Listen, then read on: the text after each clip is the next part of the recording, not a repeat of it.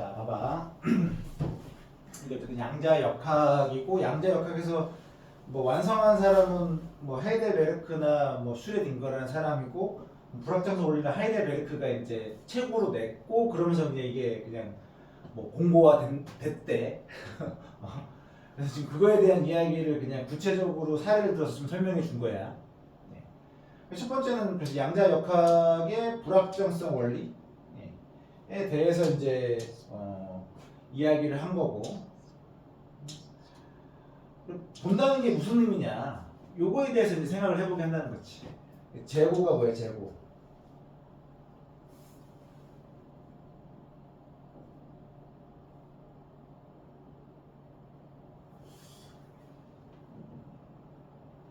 다시 생각하게 보다.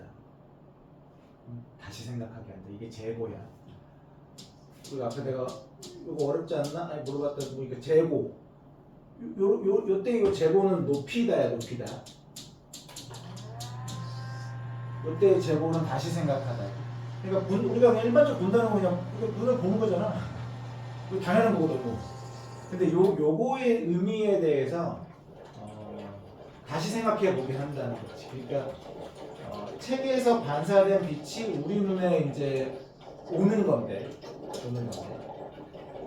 그럼 우리가 본다는 것은 단순하게 그냥 이 눈이 뭐 작용해가지고 뭐 보고 요런 게 아닌 거지. 눈은 그냥 받아들이는 기관이고 실제로는 이제 광양자 요거를 이제 지각하면서 우리가 본다는 거지.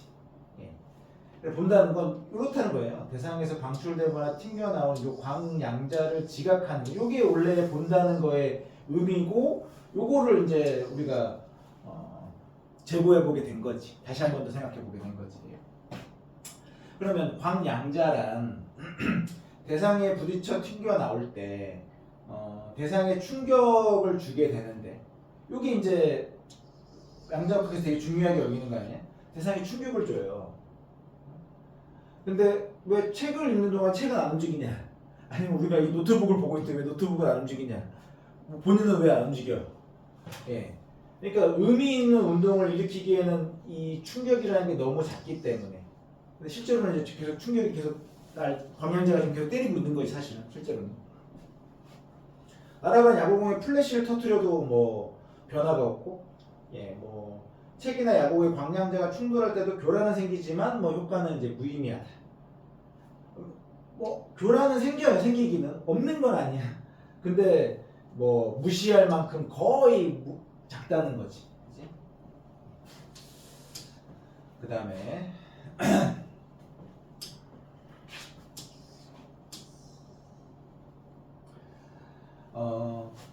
어떤 대상의 이제 물리량을 측정하려면 되도록 그 대상을 교란하지 않아야 된다. 그러니까 대상을 정확하게 측정한다는 건 교란을 하면 안 돼요. 근데 광양자는 일단 교란을 하지. 크게 하냐, 무의미할 정도로 작게 하냐의 문제인 거지. 네. 측정 오차를 줄이기 위해서, 사실 여기 이제 이 말이 들어가서 정확하게 측정하려면 이렇게 했어야 됐겠지. 그럼 측정 오차를 줄이기 위해 과학자들은 주의 깊게 실험 설계하고 기술을 사용해서 이제 교란을 줄이려고 해요. 그들은 원칙적으로 측정의 정밀도를 높이는데 한계가 없다고 생각했다.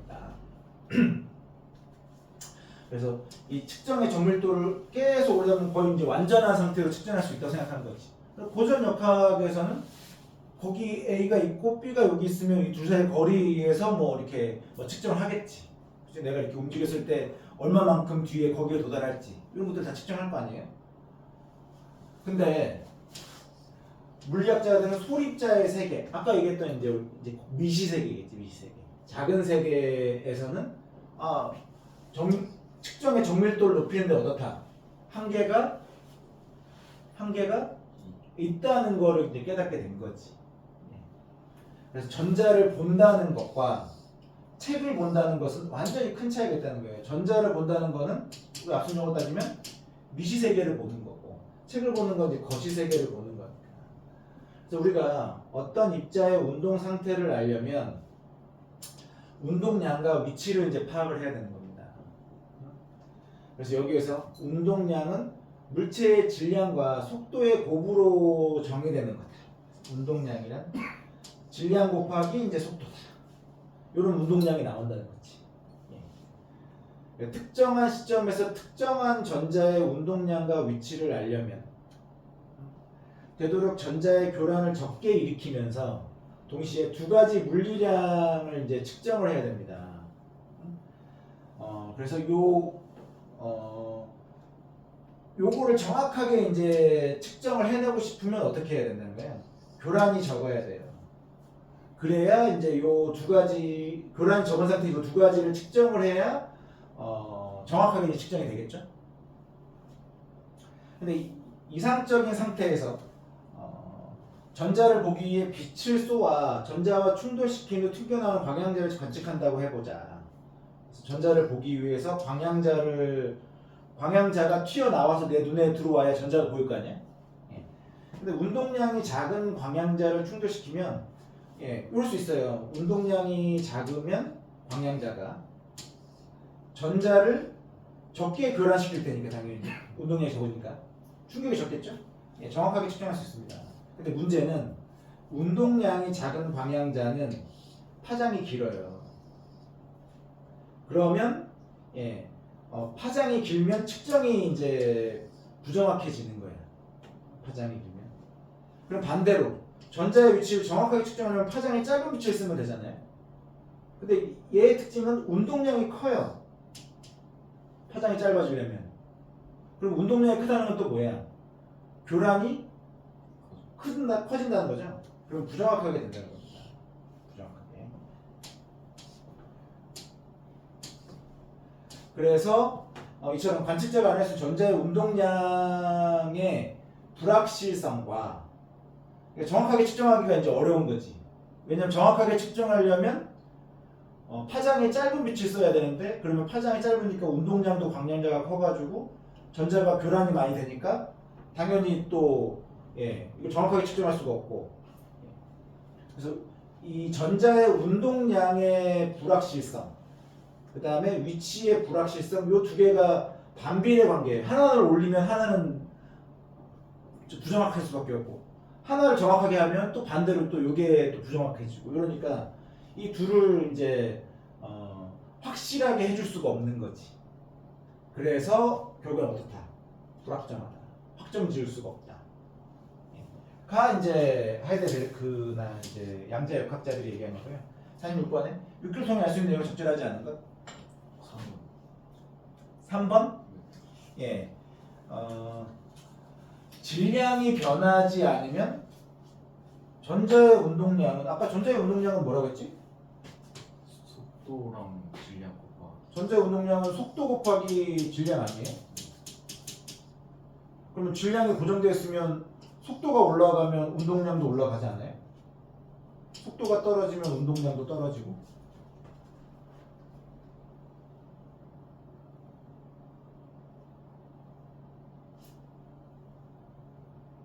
운동량은 속도에 비례한다고.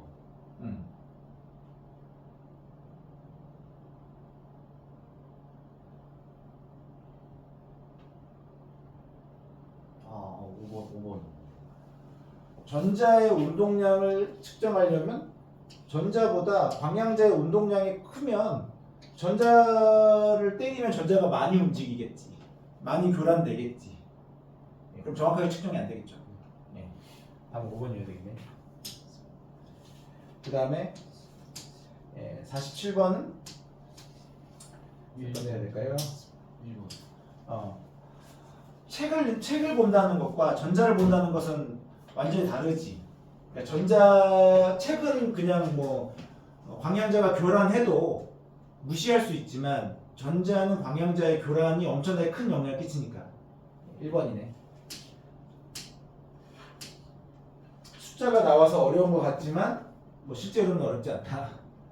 48번은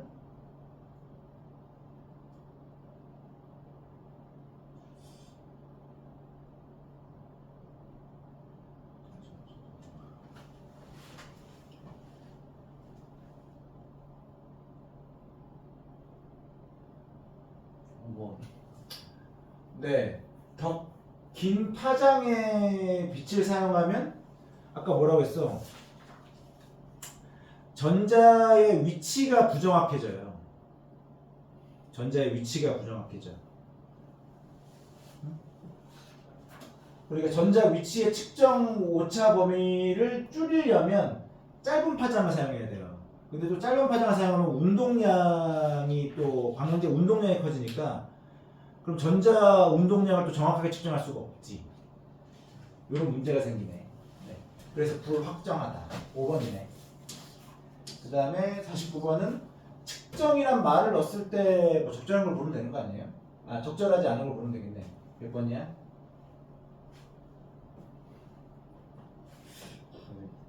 확실하지 않아.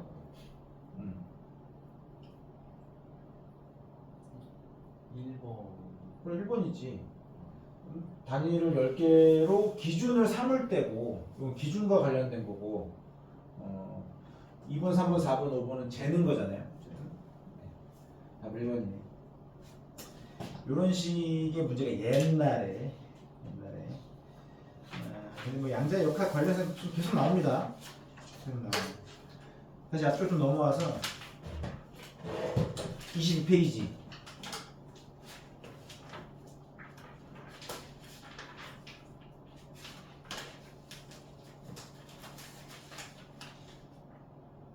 내가 풀어라고 했는데 아니 풀었어.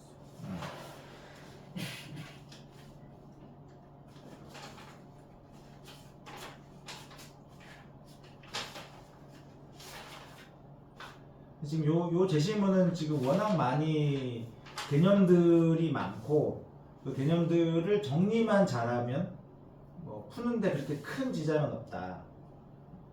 그리고 대개 이제 예술 지문들이 뭐 일단 개념들을 일단 물어보고 그다음에 그걸 구체 적용하는 거니까 뭐 거의 다 지문들이 그렇지만 예. 일단 뭐 문제를 먼저 해볼까요? 31번에 의글에 대한 설명으로 가장 적절한 건 4번. 네. 그러니까 소리에 관해서 아까 뭐 고르는 시끄러운 음부터 해가지고 구체적으로 지금 이제 분석을 했잖아. 그렇지? 예, 4번이네. 그 다음에 32번은 1번. 네, 그 음악적 요소에 나오는 설명대로 그냥 뭐 따라가면 되는 겁니다. 그 설명의 정의에 부합하지 않으면 틀린 거지 뭐. 그치? 1번이네. 33번은 4번. 예. 첫째 음과 둘째 음의 간격이 완전 5도가 되고 이것도 역시 이제 그 A 부분에 지금 나와져 있는 거잖아. 그 다음에 34번은 2번. 지금 그림은 뭐예요? 그림은 110, 220, 330, 440, 550이잖아. 그림에 표현된 복합음의 진동수는 복합음의 진동수는 아까 어떻게 계산하기로 했어요?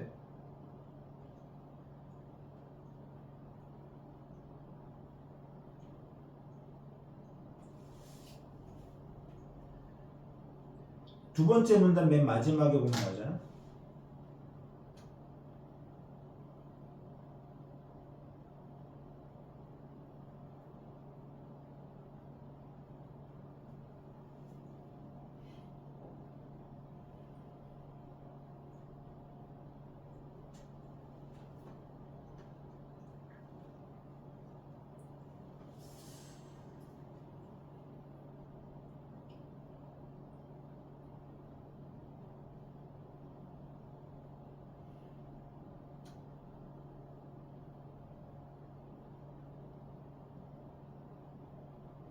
기본. 기본 음의 진동수가 복합음의 진동수 아니야? 기본 음은 뭐야? 가장 작은 거죠. 그럼 얼마야 돼? 110. 110이어야 되겠죠. 그래서 550 그래프가 제일 작아가지고. 그러니까 일단 기본 음은 진동수가 가장 작은 거. 그건 세기가 가장 작은 거잖아. 550은. 그러니까 왼쪽이냐 아래쪽이냐를 봐야 되니까 그래프에서. 그럼 몇 번 돼야 될까요?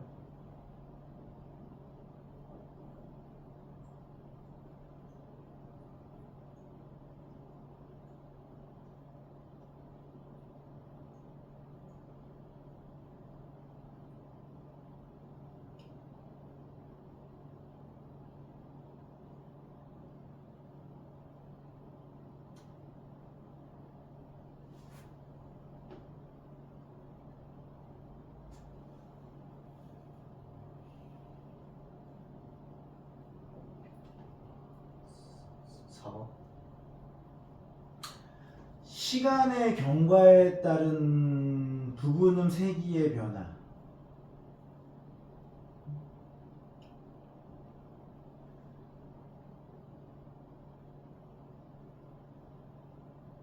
시간의 경과라는 말이 어디 있을까요?